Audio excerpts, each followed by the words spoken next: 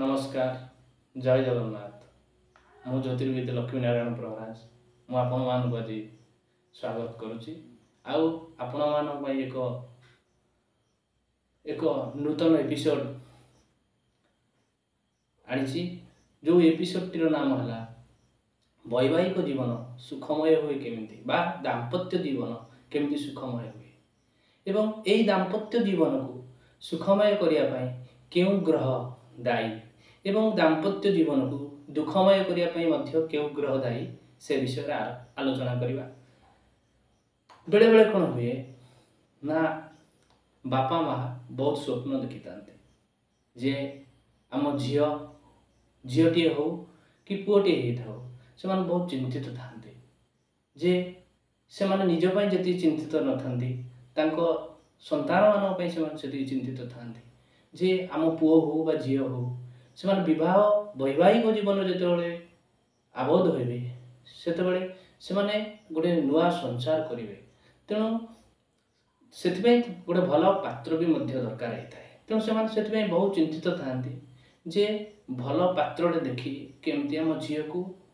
झील होता बा पुओ होता केमती विवाह करूँ विवाह जीवन केमती सुखमय हम तेणु यही विवाह जीवन को सुखमय करने ग्रह माने निश्चित रूपे दायी था एवं दुखमय करने ग्रह मान दायी था विशेषकर बापा माँ मैंने अधिक रु अधिक वर्तमान सोसाइटी रे चिंतित था केवल पिला एवं वैवाहिक संपर्क कौन ना जितेबाला गोटे परिवार रे बापा माँ झील पुओ एवं दादा कका खुड़ी समस्त को नहीं गोटे परिवार गठन होता है तेणु ये परिवार भितर समस्त मेंटालिटी समान न थाए समस्त चिंताधारा आइडियोलॉजी मेंटालिटी समान न थाए समस्त पांचांगुटी जमी समान ना सेमती परिवार भितर 10 जन अच्छा 10 जनकर चिंताधारा मानसिकता ये सब भिन्न भिन्न होता है तेणु जदि परिवार भितर भिन्न भिन्न चिंताधारा रहिबो समस्त सदस्यंकर ताले परिवार केबे आगे परिबनी परिवार केबे आगु को लीड करि परिबनी तेणु चिंताधारा जदि एक हबो चिंताधारा जदि समान चिंताधारा रहिबो परस्पर मध्य भाई भौणी स्त्री बापा माँ समस्त मध्य जो चिंताधारा समान रहिबो ताले से घरटी वृंदावन मध्य हो पारिबो तेणुक आज सोसाइटी रे तेणु कहा मध्य तालमेल रहे ना भाई भाई भितर तालमेल रहे ना भौणी भाई भितर तालमेल रहे ना बापा पुओ मध्य तालमेल रहे ना तेणु स्वामी स्त्री संपर्क केमिति रहिबो जितेबाला बापा पुओ भितर संपर्क भल रहुनी जी कि निज रक्त संपर्क बापा पुओ भाई भाई जी कि परस्पर निज रक्त संपर्क तांको भितर संपर्क रहुना तेणु जितेबाला गोटे झीटे अन्य घर आसब तेणु सी गोटे नुआ परिवार पाइब ता परिवार झीटी जितेबाला ता बापा माँ पाखे एवं ता परिवार रही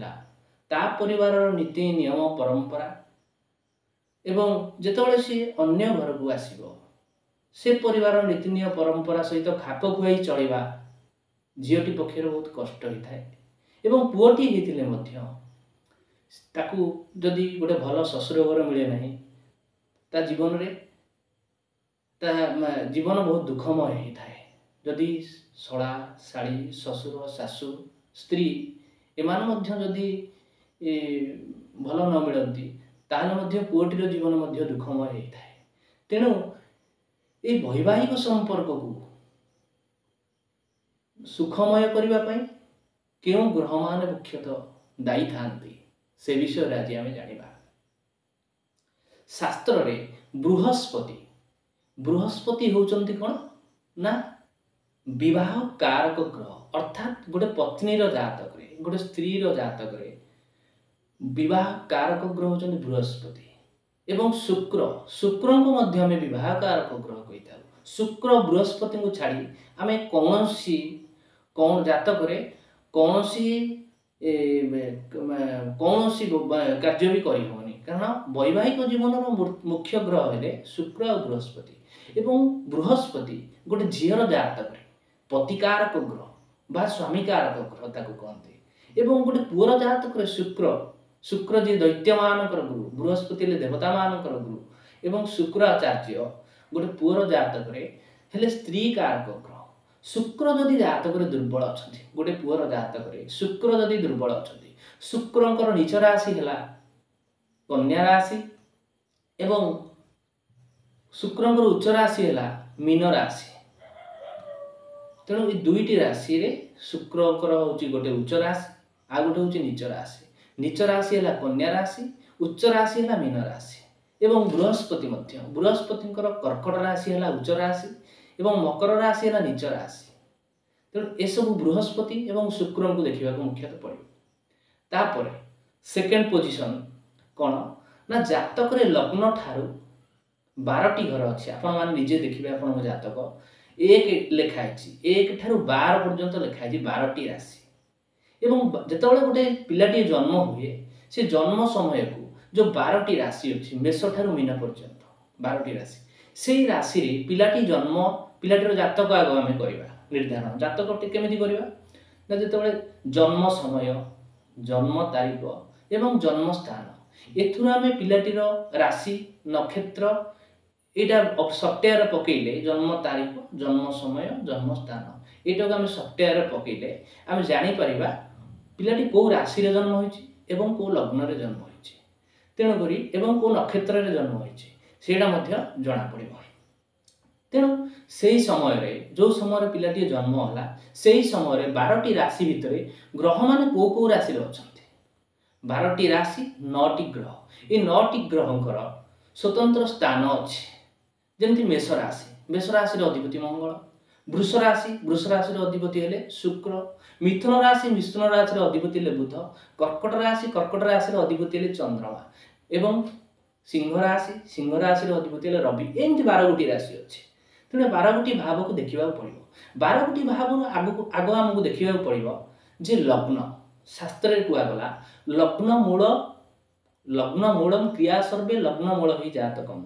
कहीं शास्त्र लग्न को देखा पड़ो जो आप देखिए 1 लिखाई जातक जो 1 लिखाई सेटा लग्न तेणु आग लग्न को देखा पड़ो लग्न अर्थ जो व्यक्ति जातक से व्यक्ति माने 1 जोटी लिखाई से व्यक्ति निजे लग्न माने निजे जो व्यक्ति जातक से निजे लग्न से व्यक्ति गुण 1 स्थान रु जना पड़ो व्यक्ति गुण रंग एवं तांकर स्वभाव तांकर प्रकृति ये सब लग्न रु ही जना पड़ता है तेणु आम लग्न को छाड़ी किसी भी करें आग लग्न है आइडियोलोजी मेंटालिटी तेणु गोटे झीर लग्न देखा पड़ो गोटे झीर जातक लग्न कौन एवं पुअर जातक लग्न कौन तेणु लग्नाधिपति जदि मनकर पुअटीर जातक मेष लग्न झीटी रोचे सिंह लग्न अर्थात पुअटीर मेष लग्न मालिक किए मंगल झीटी रोचे सिंह राशि मालिक किए रवि अर्थात रवि मंगल हेले परस्पर मित्र ताने आम ये बुझीगले जे लग्नपति परस्पर मित्र अर्थात जदि लग्नपति परस्पर मित्र होगले ताले एठी कौन है ना पुओ झील भर जो आइडियोलोजी मेंटालिटी तालमेल भल रही ये प्रथम कथा तेणु राशि भी देखा पड़ो राशि कौन ना चंद्र 12 गोटी राशि जोठी रहती सेटा हुए राशि चंद्र मनकर जनकर कर्कट राशि जनकर हूँ मेष राशि तेणु ये राशियाधिपति मित्र हो गले अर्थात कर्कट राशि अधिपति हेले चंद्रमा मेष राशि अधिपति हेले मंगल तेणु चंद्र मंगल परस्पर ये मित्र हो गले तेणु अर्थात ये राशियाधिपति मित्र हवा दरकार लग्नाधिपति मित्र हवा दरकार जदि राशियाधिपति लग्नाधिपति जातक मित्र अच्छा आप जानवे 100% रु 50% आप जातक सुझीगला जब पुओ झील जातक मेल कराए तेणु लग्न एवं राशि ये दुईटा तक मैच करने दरकार ये है प्रथम कथा द्वितीय कथा है कौन जातक मंगल दोष देखा पड़ो मंगल जदि जातक लग्न द्वितीय चतुर्थ सप्तम अष्टम द्वादश स्थान मानक था आप जानिए मंगल दोष जातक अच्छे। तेणु मंगल दोष देखा पड़ो। मंगल दोष एक बड़ दोष जो कहे तेणु मंगल दोष हूँ गोटे बड़ दोष से दोषटा भी देखा पड़ो। जातक काल सर्प दोष। काल सर्प दोष कौन ना राहु केतु मध्य समस्त ग्रह रही जाती अर्थात राहु जो रुहति ठीक तार 180 डिग्री 180 डिग्री रे केतु रुहति और केतु जो रुहति तार 180 डिग्री रे राहु रुहति। तेणु राहु केतु मध्य जदि समस्त ग्रह रहीगला विशेषकर लग्न भी जदि रहीगला ताले आमे जानिबा संपूर्ण काल सर्प दोष लागुछि। तेणु काल सर्प दोष सी तो गोटे अलग एपिसोड अच्छी आपण मान आनी काल सर्प दोष। तेणु विवाह सब दिग को देखा आमको प्रथमतः पड़ो। तापर तृतीय कथा है कौन ना जातक लग्न ठार 12टी घर जो अच्छी 12टी घर भर वैवाहिक घर कौटा जीवन साथी घर विवाह घर कौटा मुझे पूरा खोलिकी कहूँ जे विवाह घर कौटा जातक 1 ठारू 7 पर्यंत जो अच्छी 7 घरटा है विवाह घर अर्थात जीवन साथी घर गोटे पुअर जातक 7 घरटा है स्त्री घर एवं गोटे स्त्री जातक तार सप्तम घर है स्वामी घर। तेणु सप्तम घर को देखा पड़ो। पुअर जातक सप्तमाधिपति किए झीर जातक सप्तमाधिपति किए झील जातक सप्तमाधिपति पुओ जातक सप्तमाधिपति ये परस्पर मित्र तो यहाँ देखा पड़ो। खाली 10 मेलक करदेला हेनी 10 मेलक से नाड़ी मेलक गण मेलक से नवम पंचम षडाष्टक राजजटक ये सब विशेष गुरुत्व दवा उचित न मु मना करूनी गुरुत्व देवा उचित किंतु अधिक गुरुत्व देवा ग्रह मेलक कौन झीर लग्न कौन मुझे टिके पूर्व कही झीर लग्न कौन पुअर लग्न कौन झीर राशि कौन पुअर राशि कौन झीर राशियाधिपति पुअर राशियाधिपति झीर लग्नाधिपति पुअर लग्नाधिपति ये परस्पर मित्र तो यहाँ हूँ मेन जिनस जदि परस्पर मित्र होता 100% रु 50% जातक सुझीगला भाई आप जानवे। तापर मुख्यतः आम मंगल दोष कथा मुझे काल सर्प दोष कथा मुझे तापर रहा सप्तम घर कथा। सप्तम घरटा हूँ वैवाहिक स्थान घर अर्थात पुअर जातक सप्तम स्थान हूँ स्त्री घर एवं गोटे झीर जातक स्वामी घर है तार सप्तम घर। तेणु सप्तम घर को आम प्रायोरिटी देवा पड़ो। शास्त्र गोटे कथा कहगला जे सप्तमाधिपति जदि सप्तम घर मालिक जी अर्थात 7th लॉर्ड सप्तमाधिपति जदि नवम था द्वादश था अर्थात सप्तमाधिपति जदि 9th हाउस रे था 12th हाउस रे था अर्थात नवम था द्वादश था ताहले आमे कहबा जे झीटी होते विवाह पर से बहु वैवाहिक जीवन सुखमय होता है झीटीर एवं पुओटी होते तार वैवाहिक जीवन सुखमय होता है यहाँ देखा पड़ो। तेणु ये है तृतीय कंडीशन। चतुर्थ कंडीशन कौन से देखा पड़ो ना चतुर्थ कंडीशन है बृहस्पति। बृहस्पति है स्वामी कारक ग्रह गोटे झीर जातक पति कारक ग्रह जदि बृहस्पति जातक सप्तमाधिपति अर्थात जातक जो 7 लिखाई आप देखिए जदि से घर मालिक किए आप देखिए से घर मालिक एवं बृहस्पति परस्पर मित्र तो सेटा आग देखिए। तेणु सप्तमाधिपति जदि बृहस्पति सहित युक्त होकरी लग्न पंचम सप्तम द्वादश नवम स्थान ये 5टी स्थान एकादश स्थान ये 5-6टी स्थान जदि रही था उत्कृष्ट फल दे था वैवाहिक जीवन सुखमय करता अर्थात मत कहे आप कहे सप्तम स्थान तो आप कहते जो विवाह स्थान तेणु पुणी पंचम स्थान कौटू आसला 12th हाउस कौटू आसला नवम स्थान कौटू आसला एगुड़ा कहीं पुणी आसला मत क्वेश्चन भी आप करेंगे कारण लग्न हूँ कौन ना आपको कही जो व्यक्ति निजे जो व्यक्ति जातक से जातकर व्यक्ति होती लग्न से निजे तेणु लग्न को आगे प्रायोरिटी देवा पड़ो। तेणु लग्न में जदि सप्तमाधिपति बृहस्पति सहित युक्त होती कहे एवं सप्तम जदि सप्तमाधिपति बृहस्पति एकत्र अच्छा वैवाहिक जीवन सुखमय होता है एवं सप्तमाधिपति बृहस्पति जदि पंचम था पंचम घरटा हूँ ईश्वर कृपा ईश्वर गोटे पुओ उपरे गोटे झील उपर ईश्वर कृपा केते अच्छी ईश्वर कृपा ना आम कौन जीवन को आमे विकसित करि परिबानी कौन आम जीवन को आमे केबे भी विकसित करि परिबानी वैवाहिक जीवन केबे भी सुखमय होबनी तेणु सेटा मध्ये हमको देखिया पड़िबो तेणु पंचम स्थानटा हला ईश्वर कृपा जहाँ जातक रे पंचम स्थान अधिपति से किए सेटा देखिया पड़िबो किंतु पंचम स्थान रे जदि सप्तमाधिपति सहित बृहस्पति युक्त होइकरी पंचम स्थान रे रही थाए ताहाले अत्यंत शुभ जदि सप्तमाधिपति पंचमाधिपति 12th हाउस रे थांती ता मध्ये वैवाहिक जीवन सुखमय थांते आपण मते कहबे 12th हाउस होची त्रिक स्थान म आपण भी पूर्व कहितली 12th हाउस होची त्रिक स्थान ताको बैड हाउस 6 8 12 टा होची बैड हाउस किंतु आपण मते कहबे जे सप्तमाधिपति 12th हाउस रे रहले काय तो भल फल देबेनी ना तले आपण केमति कहउछन्ती भल फल देबे मते आपण क्वेश्चन करिवे किंतु मु कहउछि 12th हाउस रे रहले भल फल देबे तार लॉजिक टा हला 12th हाउस को आमे व्यय स्थान कहिछे आपण कहबे एटा व्यय स्थान रे सप्तमाधिपति रहले तो भल फल देबेनी तेणु आपण केमति कहउछन्ती 12th हाउस रे रहले सप्तमाधिपति भल फल देबे कारण 12th हाउस को हमर ज्योतिष शास्त्र रे मध्ये कुआ जाईची जे सुख सज्जार स्थान 12th हाउस को आमे सुख सज्जार स्थान बोली कहिछे तेणु करी 12th हाउस रे जदि सप्तमाधिपति रहंती ताले उत्कृष्ट फल दैथांती वैवाहिक जीवन मध्ये सुखमय करथांती एवं विशेष करी जदि सप्तमाधिपति सप्तमाधिपति बृहस्पति परस्पर एकत्र होई लग्न रे पंचम रे सप्तम रे द्वादश रे नवम रे एकादश रे रही थांती ताहले वैवाहिक जीवन सुखमय करि थांती एवं ए सब जिंस हेई थाए तापरे कोन पाई वैवाहिक जीवन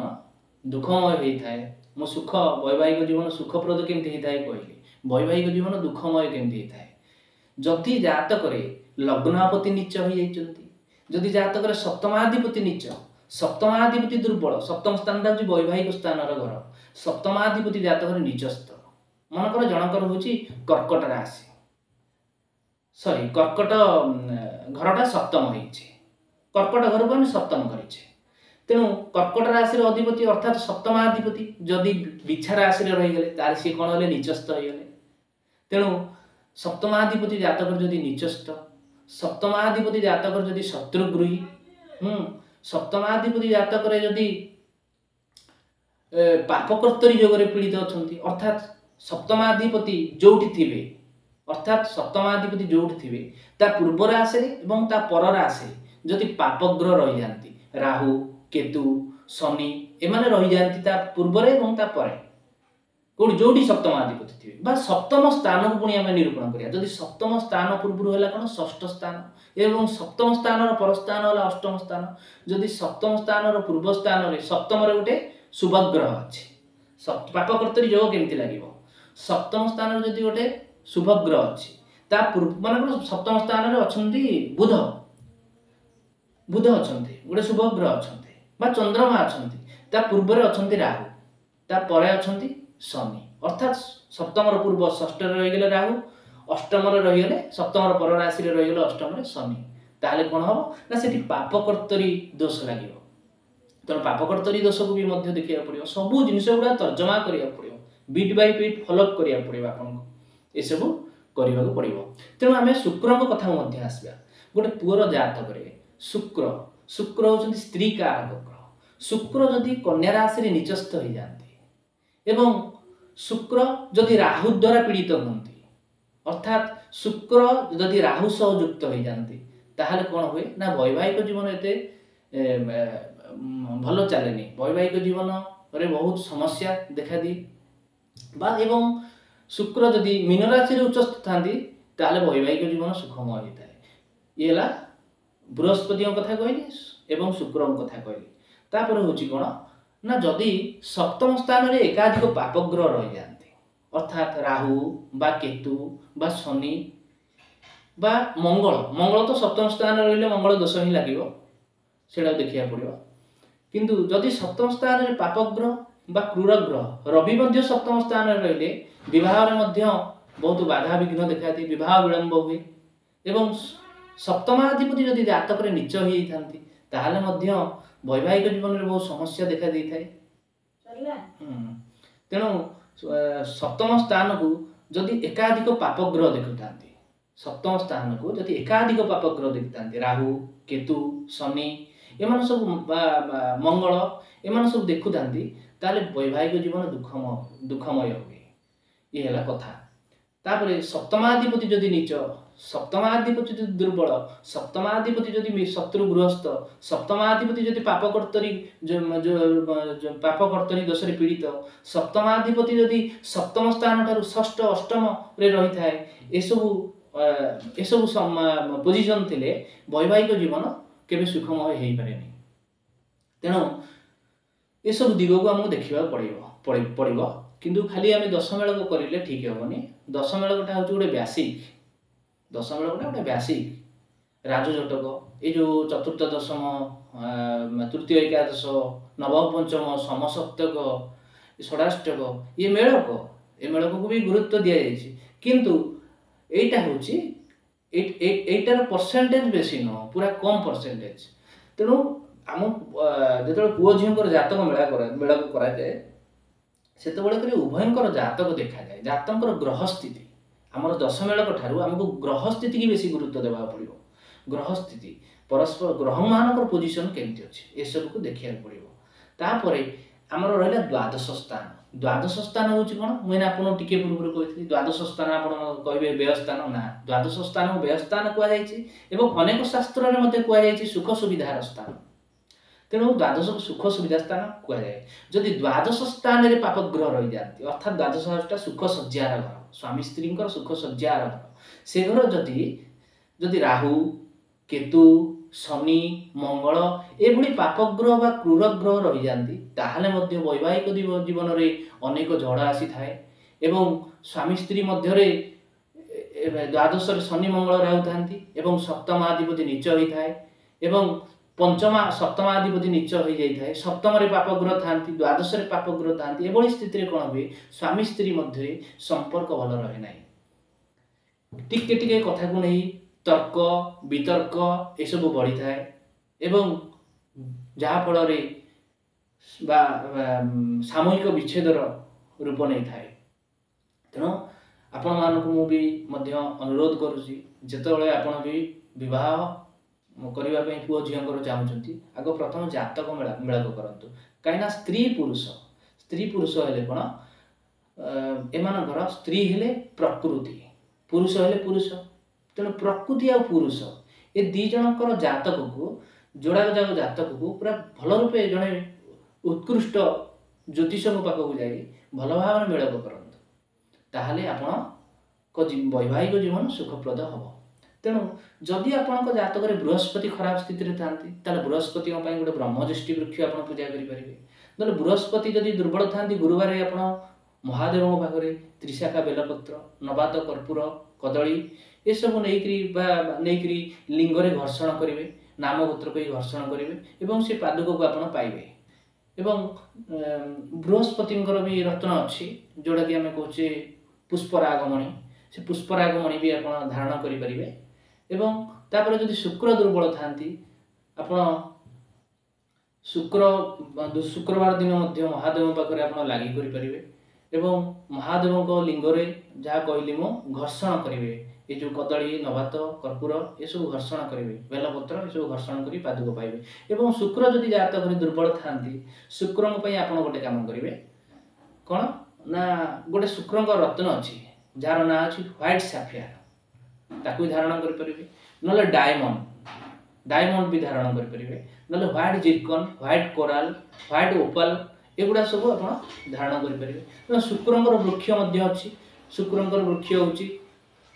मासपन्नी वृक्ष बा पलाश वृक्ष आपको भी पूजा करेंगे। शुक्र जो बीज मंत्र आप जप करेंगे, शुक्र देवादेवी जो अच्छा आप पूजा करेंगे। ये सब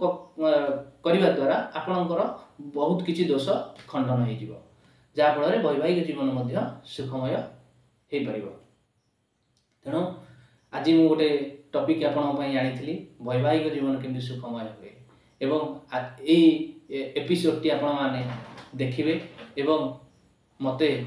लाइक करेंगे एवं सब्सक्राइब करेंगे मो चैनल को। आउ जहाँ भी प्रोब्लेम आपंकर अच्छी मत फोन द्वारा मो सहित कंटाक्ट करी कथा हो पारे नहले मो पाखक मो आड्रेस अनुसार मो आड्रेस देइछि मो तेणु से आड्रेस अनुसार आप आसीपारे स्क्रीन रे मोर आड्रेस अच्छी से आड्रेस रे आसीपारे मत देखा करें। रहुछि नमस्कार।